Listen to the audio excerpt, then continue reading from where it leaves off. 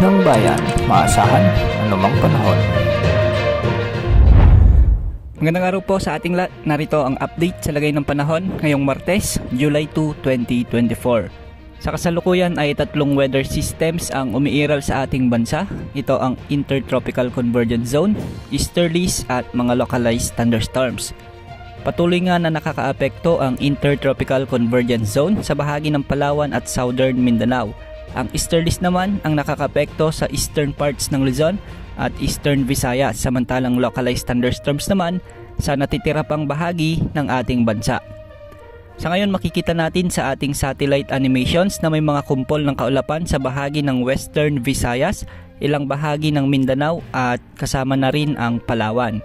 Ito ay bahagi ng umiiral na Intertropical Convergence Zone o ITCZ at posibleng magdala ito ng minsan ay malalakas na pag-ulan, kaya pinag-iingat po natin ang ating mga kababayan sa nasabing mga lugar sa banta ng pagbaha at landslides.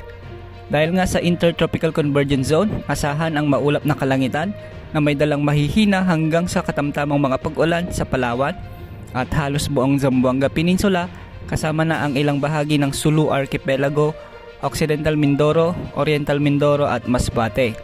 Posible ang mga pagbaha at pagguho ng lupa sa mga lugar na namaggit. Bahagyang maulap hanggang sa maulap na kalangitan naman na may banta ng pag-ulan, pagkidlat, pagkulog ang inaasahan sa Aurora, Quezon Province, Bicol Region at sa Eastern Visayas. Dulot naman ito ng umiiral na easterlies o ang mainit na hangin mula sa karagatang Pasipiko.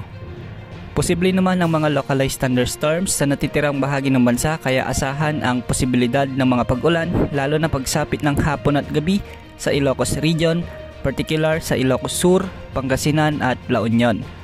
Posible rin ang buhos ng mga pag-ulan sa ilang bahagi ng Central Luzon, lalo na sa Nueva Ecija, Tarlac at Pampanga. Ilang bahagi ng Cagayan Province, Oriental Mindoro at ilang bahagi ng Batangas, Marinduque, Antique, Capiz, Iloilo at Negros Island Region. May mga inaasahang mahina hanggang sa katamtamang pag-ulan din sa Cebu Province, ilang bahagi ng Bohol at Siquijor.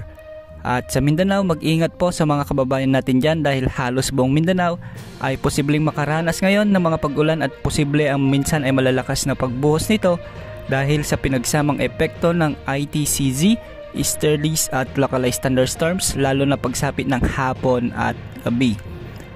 Samantala, dumaan na ang napakalakas na mata ng bagyong Beryl sa bahagi ng Barbados Island sa South America. Taglay ngayon ang lakas na Category 4 o katumbas na signal number 5 na bagyo sa ating bansa. Patuloy na kikilos ito pakanluran habang binabaybay ang Atlantic Ocean. Inaasahan namang unti-unti itong hihina sa mga susunod na araw, ngunit wala namang itong direktang epekto sa ating bansa. Samantala, wala ding inaasahang low pressure area o LPA o bagyo na posibleng mabuo at pumasok sa ating area of responsibility sa susunod na 5 araw at wala ring nakataas na gale warning sa ating mga karagatan, kaya malaya ang ating mga kababayang mangingisda at may maliliit na sasakyang pandagat na pumalaot. Yan ang update sa lagay ng panahon. Mag-ingat po tayong lahat. Ito po ang weather update ng bayan, maasahan anumang panahon.